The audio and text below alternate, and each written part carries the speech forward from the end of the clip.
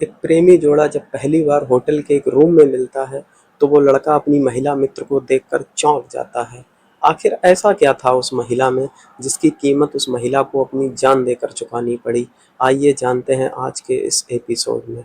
आदाब, नमस्कार, मैं नाजिम सिद्दीकी आज आपको जो कहानी सुनाने जा रहा हूँ, ये कहानी है मैनपुरी की। मैनपुरी काफ़ी फेमस जगह है। मैनपुरी मुलायम सिंह यादव के नाम से भी जानी जाती है। मुलायम सिंह यादव के गढ़ के रूप में देखी जाती है। मैनपुरी में झाड़ियों के बीच में एक व्यक्ति को एक लाश दिखाई पड़ती है। इसके बाद वो पुलिस को जब सूचित करता है, जब पुलिस वहाँ मौके पर जाती है तो पुलिस देखती है उस महिला के गले में जो चुन्नी होती है उसी से उसको फंदा लगाया जाता है। शायद गला घोटने की वजह से उस महिला की मौत हो जाती है। उसके बाद पुलिस जब आसपास में देखती है तो उसे एक फ़ोन भी मिलता है। पुलिस जब बारीकी से उस फ़ोन की जांच करती है तो उस फ़ोन में सिम नहीं होती है और बहुत ज़्यादा पुलिस को कोई सुराग भी नहीं मिल पाता है।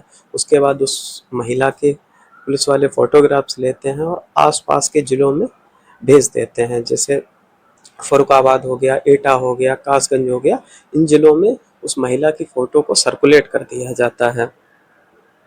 उसके बाद फ़र्रुखाबाद की पुलिस मैनपुरी की पुलिस से संपर्क करती है कि आपके यहाँ जो बॉडी मिली है उस महिला के फ़ोटो हमारे यहाँ एक महिला की गुमशुदगी की रिपोर्ट दर्ज हुई है 11 अगस्त 2025 को, उससे काफ़ी मिलते-जुलते हैं।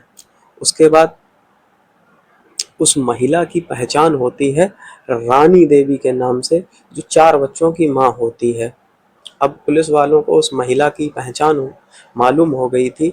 उस महिला का जो फ़ोन मिला था उसमें सिम नहीं थी। अब पुलिस वालों को उसका नंबर भी मालूम हो जाता है। उसके बाद उसके नंबर की कॉल डिटेल निकाली जाती है। उसमें एक नंबर मिलता है जिससे बहुत दिनों से काफ़ी हद तक बहुत लंबी-लंबी बात हो रही थी। पुलिस जब उस नंबर की जाँच करती है तो वो नंबर मैनपुरी का निकलता है और मैनपुरी में एक लड़का होता है अरुण राजपूत, जिसकी उम्र होती है 25 साल। लास्ट कॉल भी उसी से हुई थी। अब पुलिस वाले जब उस अरुण के पास पहुंचते हैं, जब उससे पूछताछ करते हैं, पुलिस जब अपना पुलिसिया रवैया अख्तियार करती है तो वो एक एक बात बताने लगता है। अब अरुण बताता ये है कि लगभग 1.5 साल पहले उसकी इंस्टाग्राम पर एक लड़की से बातचीत होना स्टार्ट होती है। उस लड़की की वो फ़ोटो देखकर बहुत ज़्यादा इम्प्रेस हो जाता है। उसके फ़ोटो देख के बहुत ज़्यादा इम्प्रेस हो जाता है। उसकी वीडियो जो वो रील्स डालती थी उससे बहुत ज़्यादा इम्प्रेस होता है। वो देखने में उस लड़के को कोई 20 से 25 साल की एक लड़की नज़र आती है, लेकिन ऐसा नहीं था। वो लड़की, वो महिला बहुत ज़्यादा फ़िल्टर का यूज करती थी जिससे उसकी उम्र कम लगती थी। अब उन दोनों के बीच बात होने लगती है चैटिंग से और उन दोनों को एक दूसरे से प्यार हो जाता है। उसके बाद वो लड़का उस महिला से पैसे भी लेने स्टार्ट कर देता है और लगभग 1.5 लाख रुपया उस महिला से वो ऐंठ लेता है, जिससे वो खूब ज़्यादा मौज मस्ती करता है, खूब ऐश करता है। एक दिन 1.5 साल जब हो गया था तो वो महिला उस लड़के को मिलने बुलाती है जिला फ़र्रुखाबाद में।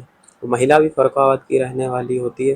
फ़र्रुखाबाद के एक होटल में जब वो पहली बार मिलते हैं तो वो लड़का उस महिला को देखकर चौंक जाता है, क्योंकि वो तो अपनी नज़र में उसकी इमेज ऐसी बनाए रखा था जैसे वो कोई लड़की हो 20 से 25 साल की।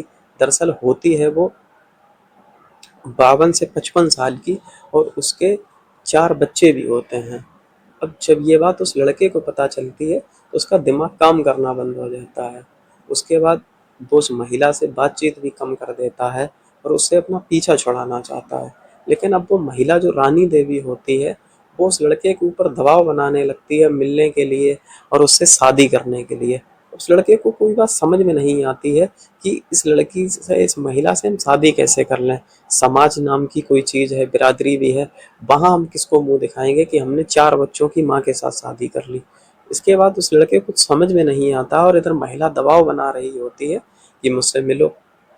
इसके बाद एक लड़का, जो लड़का अरुण होता है, वो उस महिला से कहता है तुम मैनपुरी आओ मिलने के लिए।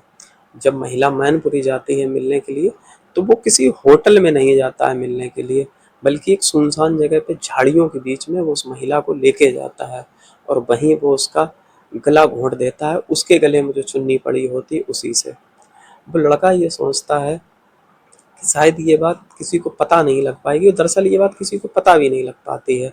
लगभग 8 से 10 दिन वो लाश वहीं पड़ी रहती है। उसके बाद जब इस एक व्यक्ति की नज़र पड़ती है और वो उस महिला को देखता है, पुलिस को सूचित करता है, तब जाके ये बात खुलती है। अब दरअसल इस कहानी का सार ये निकल कर आता है कि इंस्टाग्राम पर वो लड़का बहुत ज़्यादा इम्प्रेस हो जाता है उस महिला को देखकर। उस महिला की गलती ये थी कि वो अपनी एज छुपाती थी और उस लड़के के ऊपर दबाव बनाती थी, मेरे साथ शादी कर लो। तो ये एक बेमेल सी मोहब्बत थी, ज़बरदस्ती की मोहब्बत थी। वो लड़का बहुत तरह से उस महिला से पीछा छुड़ा सकता था अगर कोई लीगल रास्ता अपनाता, लेकिन उसने उस महिला की भी ज़िंदगी बर्बाद कर दी, उसके साथ 4 बच्चों की भी ज़िंदगी बर्बाद कर दी और अपनी खुद की ज़िंदगी भी बर्बाद कर ली।